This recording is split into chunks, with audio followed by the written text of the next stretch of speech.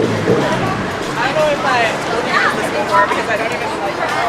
So that around like walking the boat crap. We saw like a little advertisement in the paper. Like actually, this good. Kisses, sweeter than honey. Well, guess what? So is my life, honey. And all I'm asking is just a little respect from that man right there. A little bit of respect from that man right there. R-E-S-P-C-T, find out what it means to me. R-E-S-P-C-T, take that deep in me.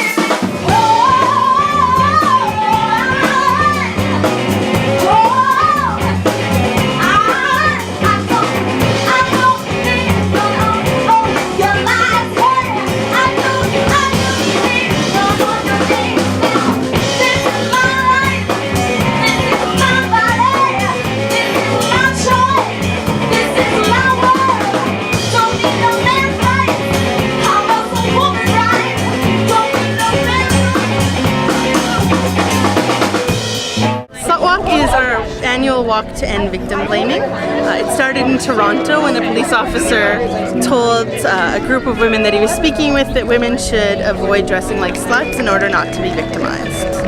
So by using the name SlutWalk, in a way, are you trying to take back the word slut? Some people do want to take back the word. They do picture it as a reclamation. I really consider that a personal choice. Some people don't like the word and they don't want to take it back. And to those people, I say, well, I think we should deconstruct the word a little bit. Like, it's an arbitrary insult leveled at women based on perceptions. Usually individual perceptions on what makes somebody a slut. So women call other women sluts if they feel like they're dressed provocatively sometimes, or men will call women sluts if they have sexual partners that a certain number of sexual partners they feel is too hot. So it's not really a word that has a definite definition because it's just an insult used to silence women. And what do you hope to accomplish here today? Today we hope to keep spreading the message about consent and healthy sexuality. We're also focusing on race and gender and how that intersects with sexual violence. So Aboriginal women in Edmonton face a disproportionately large number of sexual assaults and violence. It's been 4 years that we've had to tell people that not only does no mean no, but consent is essential. Sad but true. So, we're here to once again show the world that there is nothing that anyone can ever do to deserve sexual violence, that clothing is not consent, and that we will not stand by and let others, particularly law enforcement officials, dictate what our consent looks like.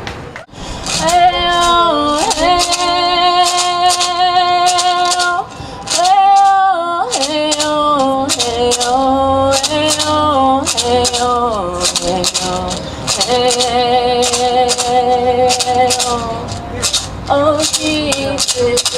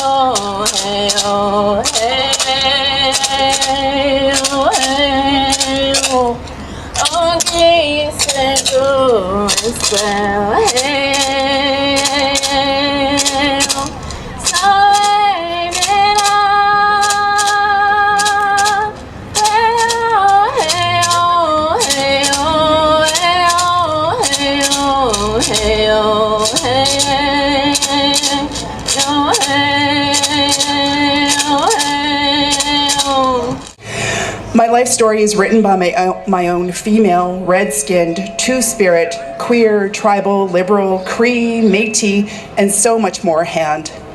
I write my life story with the words and visions of my ancestors weaving their way into my current context, my lived experience. I am not static as my labels would lead you to believe. I am as complex as the world we live in. I cannot predict future social, economic, or political trends. I cannot even predict what I will say tomorrow if asked about climate change. What I do know is that I am the author of my own story. So if you decide that you will impose your privilege upon my body or mind to silence me or oppress me with threats of any type, then hear this. I will fight to maintain my sovereignty over my own body politics, and I will fight not just for myself, but for those who don't understand your language of oppression and privilege. The danger in disenfranchising a racialized group is that they have nothing to lose by speaking out and speaking the truth. They won't be silenced. So to sum it up, you don't have the right to speak for me, to write my story, or to oppose your oppression upon my spirit. Hi. Women are being victimized. Gay and lesbians are being victimized. Transgendered are being victimized. And our men are starting to get victimized as well. When are we going to start to look at each other with respect and kindness and realize that we all are human beings and we all deserve to be treated with respect and kindness? I don't know when that day is going to come, but the one thing that I keep advocating for is for education for our youth, our children, teaching them how to do the respect, learn the respect and the love for each other at a young age. If we could stand in our schools and talk to our kids about drugs and alcohol and sexual violence, just like we used to do back in the day when we talk about safe sex and teen pregnancy, I think that violence would come to an end a lot more faster than it is going on at this moment. What am I doing this all for? What am I here for? Why are we advocating for all these people when things keep going on and nobody's taking nobody's stopping and realizing that we're all human and we're all equal. And so when I came driving down here with my mom today and I was thinking about all of this and I was thinking about all the signs and all the people who are going to be standing here, what kind of message do I want to give? Well, for the last 10 years I've been doing the March for All the Missing and Murdered Women of Edmonton, and every year more women are showing up dead. There's more violence happening on our streets, and there's more violence happening with all sorts of people, and I'm including men in this as well, because we have to remember that they're a part of this life cycle as well. Violence against men isn't right as well. Like, you know, I've been reading about the rape culture with men and how it's been laughed upon.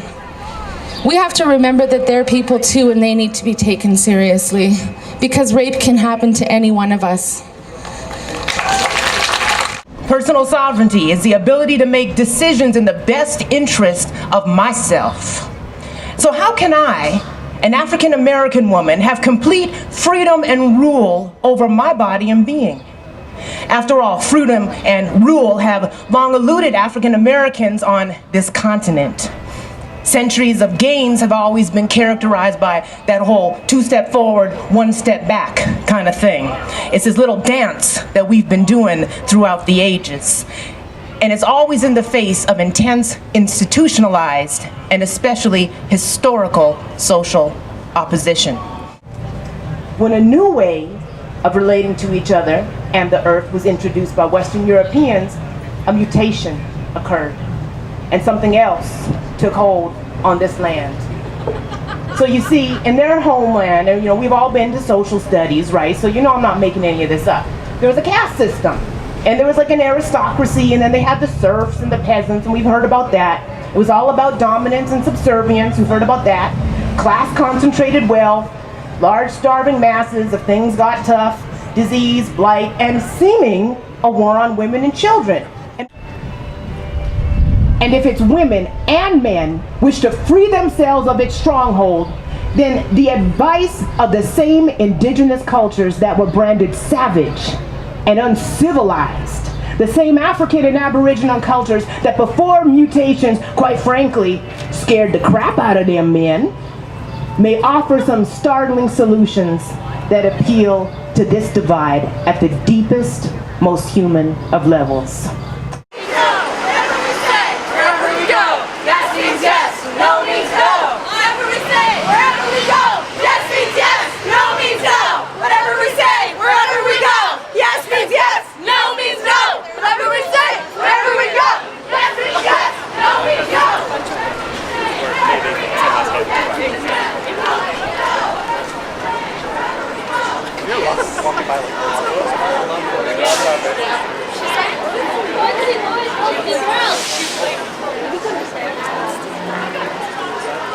But yeah, belly buttons.